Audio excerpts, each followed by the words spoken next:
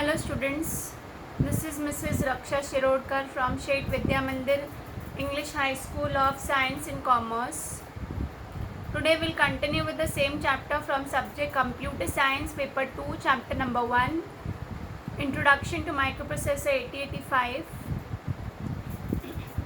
Now the new topic in this chapter is evolutions of microprocessors. Evolutions means the generations of microprocessor that we have till now. So total we have 5 generations. So we'll study one by one each generations.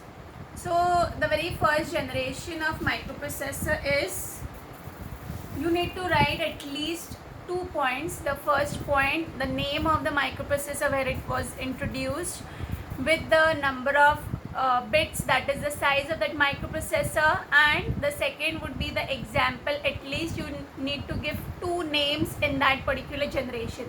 2 names of what? The microprocessor in that particular generation. So starting with the very first generation, there are total 5 generations and this question carries 4 marks in your board exams. So the evolutions of microprocessor, the first generation you would say Intel. There is a microprocessor which was named as Intel 4004.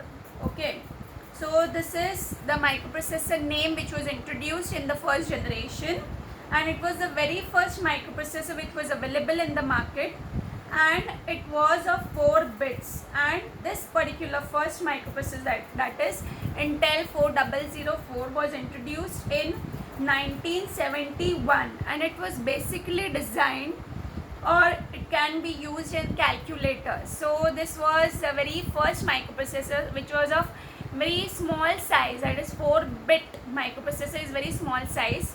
So you need to study the name. The first name, that is Intel 4004, was the first microprocessor which was introduced in the market, which was a 4-bit.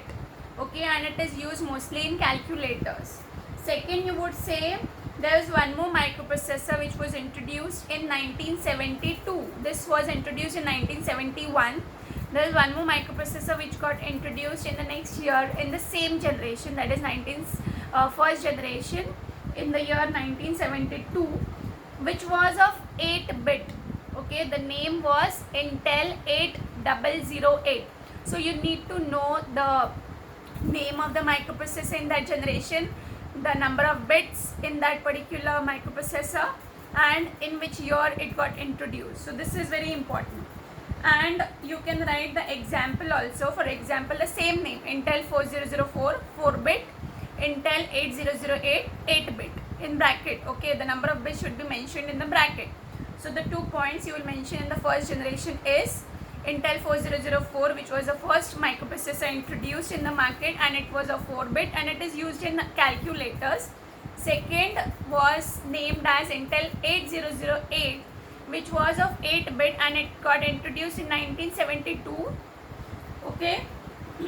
Now we'll move on to the second generations in the evolution. Evolution means the generations of microprocessor. Okay. Now the second generation we have in the year 1974, the microprocessor which was introduced was named as Intel 8080. If you remember at least one name, it is fine. If you do not remember all the names, it is okay, but at least you remember the one name in that particular generation. So Intel 8080 was introduced in 1974. The same number of microprocessor which got introduced in the year 1974 were named as Zilog Z80 and also Motorola M6800. Okay, so you need to remember one name, which is very easy. So you remember only Intel 8080, which was introduced in 1974, and all this microprocessor was of 8-bit. Okay, now during the second generation, what happened? It has been in the dual complete, that is in a direction of the complete microprocessor system, the microcontroller. Now microprocessor is very big and it consists of big processor. So hence, if you compare with microcontroller and microprocessor which consists of a big memory, the processor is bigger, as compared to microcontroller. The microcontroller consists of a small chip or the small memory, okay, and microcontrollers are usually used in toys, electronic toys, you can say the musical toys which we use for babies. Those are nothing but the microcontroller chip inside that toy, okay. So during the second generation, the development of microprocessor has been in the direction with complete microprocessor system, which is also called as microcontroller, which has CPU, ROM, RAM, okay, all in a single package. If you cut off this second point, will do. The first point is very important, that is Intel 8080, or you can say Zilog Z80, or you can say Motorola M6800. But you do not forget the number, that is Z80, M6800, Intel 8080, okay. Otherwise they will cut your marks if you forget the numbers, okay. All these microprocessors were of 8-bit. Then the second point you can say, that is Intel 8085 microprocessor was introduced in the year 1976, which was of 8-bit. So these 2 points are very, very important in the second generation, that is number 1, first point, and the third point, that is Intel 8085. Why this point is important? Because we are currently studying this chapter which is named as Introduction to 8085. So you need to mention this Intel 8085 microprocessor name, which was introduced in 1976 and it was of 8-bit, okay. Now the next we'll see the third generation. Third generation, the Intel introduced first 16-bit microprocessor, which was 8086, which was introduced in 1978. Now not necessary you need to write these points as it is. The point which I am mentioning, you can note it down in your own words also. So in the third generation, the first point you'll say as in 1978 the Intel introduced first 16-bit microprocessor, which was named as 8086, okay. The second point you can say as in the third generation, the memory space got increased as compared to the first and second generation. So hence here the memory space was 64 KB, okay. So the two names you will mention here are Intel 8086, which was introduced in this third generation, which was of 16-bit, and Zilog Z8000, which was also of 16-bit, okay. So this is the third generation that you need to write the 2 points, okay. Now this is, in this particular slide I have mentioned both the generation, that is the third generation and the fourth generation. So the second point that you can see, during the 1980s, fourth generation 32-bit microprocessor was introduced. From here we are starting with the fourth generation, okay. So fourth generation 1980s, the fourth generation started, that is the first microprocessor which was of 32-bit was introduced and it was named as 80386, okay. So you can say the second point as it can address physical memory of 4 GB. So here in the fourth generation you will mention the point as in 1980s the Intel introduced the first 32-bit microprocessor which was named as 80386 and it can address physical memory of 4 GB. In the previous generation, that is in the third generation, it could address 64 KB. So here the memory space got increased since the bits got increased as the evolutions are increasing, okay. So this is the fourth generation. And one more microprocessor named as Motorola 68020, which was again 32-bit microprocessor and it got introduced in 1987, okay. So the two microprocessor you need to mention here, that is 80386 and Motorola 68020. One more you can mention as Intel 80486. So that would be little easier as compared to Motorola to remember, okay. So in the fourth generation you will say in 1981 the microprocessor which was introduced was 80386, which was of 32-bit. Again one more microprocessor was named as 80486, which was of 32-bit.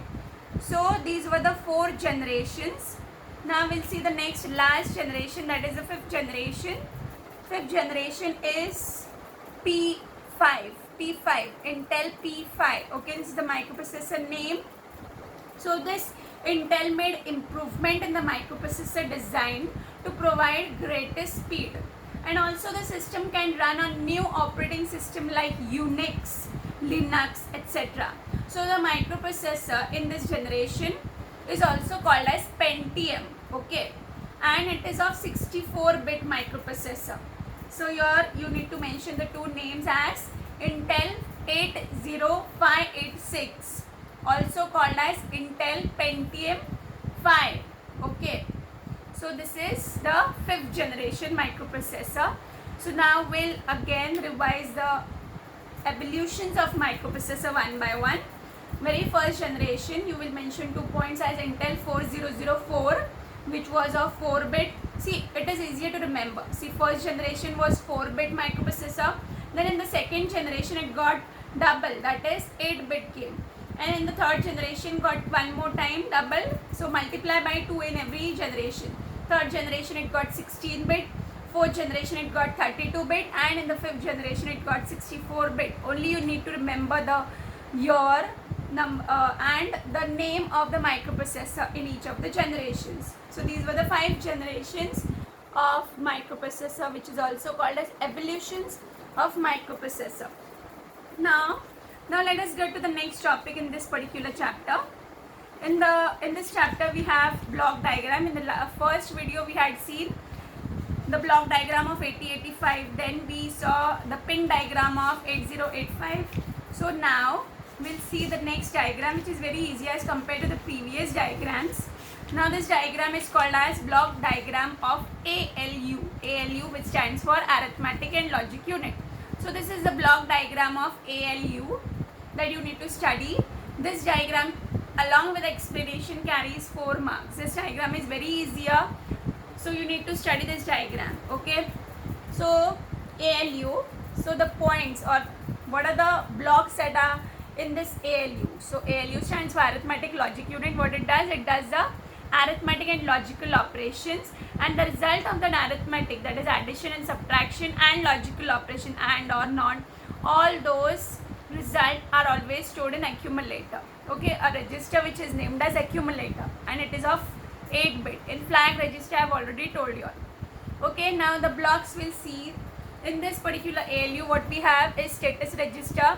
Now status register is also called as flag register. So this is nothing but my flag register. Then we have shifter.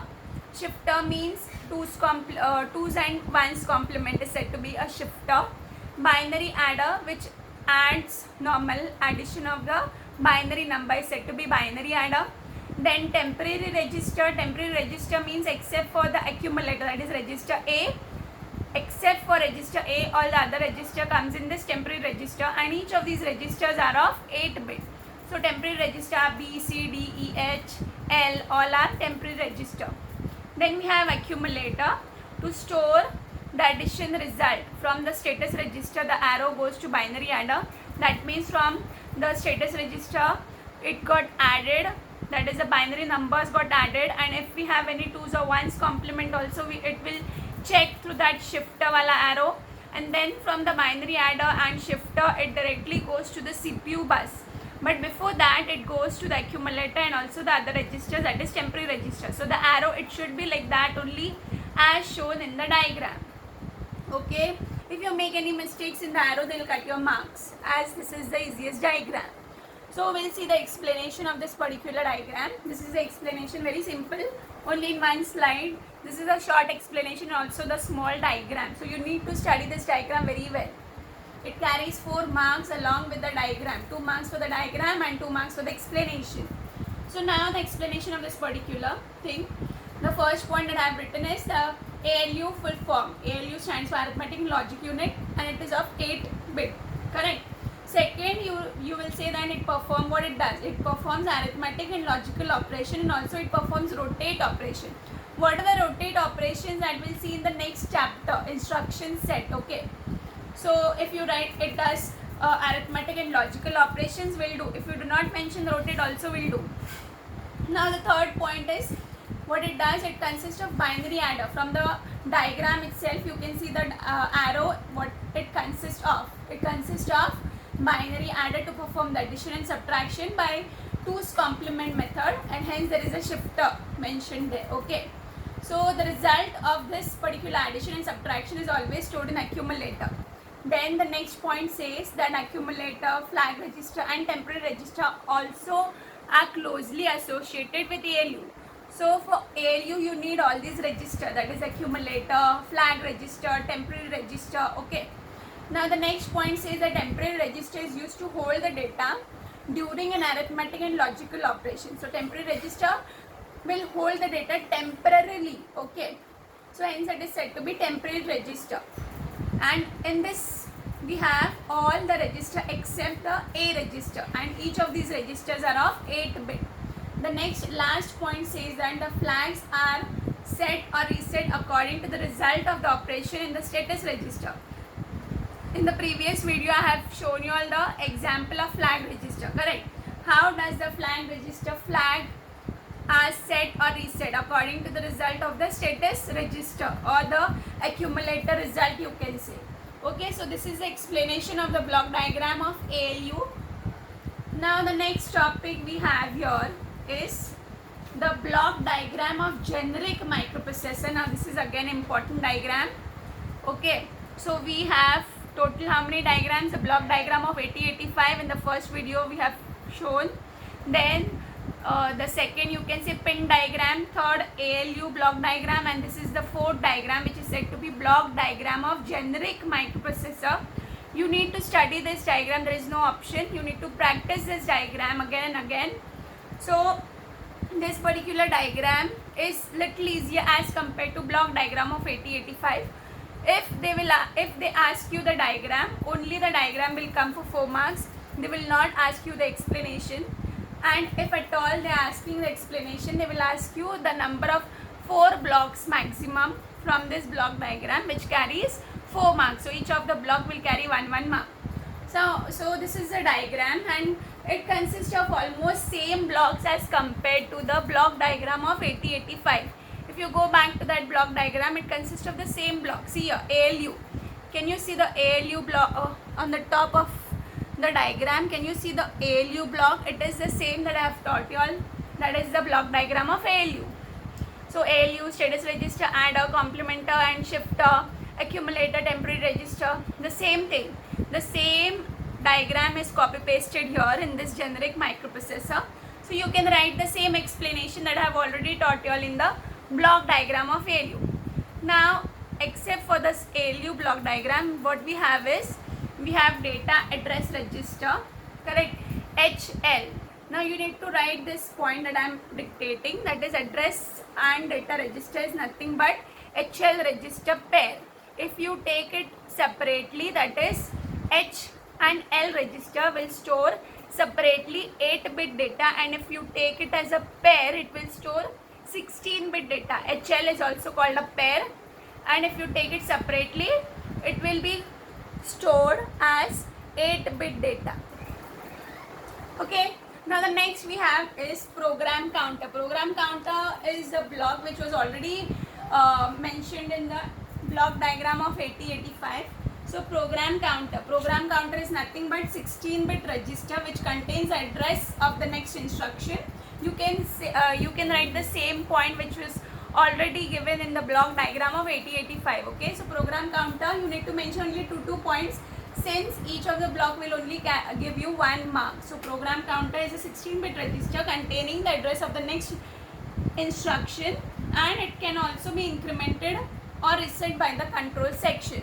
Stack pointer, again you can say as it is a 16-bit register which contains the address of the memory location which is called as stack. Stack means one, if you say stack of books, that means if we keep books in one sequence, on top of that particular first book we keep the second book, then the third book, that is said to be a stack of books.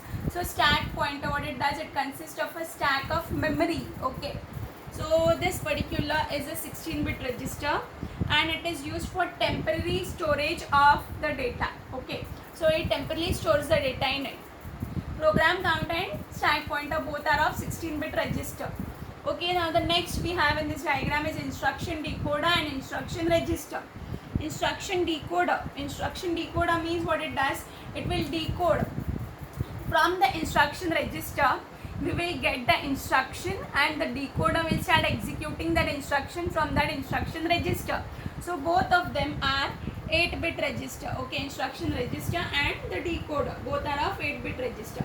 So you can say instruction register is an 8-bit register and the first byte of the instruction is stored in this register. The first byte of every instruction. Now what do you mean by instruction? We'll see in the next chapter very well. Okay, so you will only say that this instruction register is used to store the first byte of every instruction and it is of 8-bit. Then you will say instruction decoder. What it does, the first byte from the instruction register is taken by the instruction decoder and it starts decoding or executing that particular data from that register, and this instruction decoder is also of 8-bit. Okay, now the next is timing and control, which consists of pins as write, read, which we have seen in the pin diagram, reset, correct?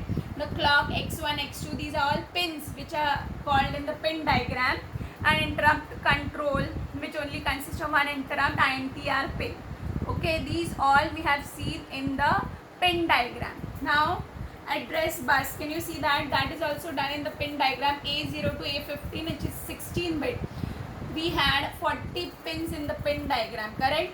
So AD0 to AD7, which gives you 8 pins, and again on the right hand side we had 8 to A15. So total, if you combine both the pins of address bus, it is of 16-bit, which consists of 16 pins. So hence it is of 16-bit. Now D0 to D7 on the right hand side of this diagram, can you see?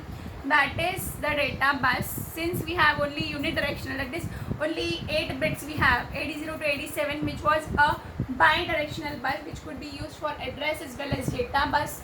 So if you take as a data bus, it is D0 to D7 pin, which is of 8 bits since it consists of 8 pins here. Okay.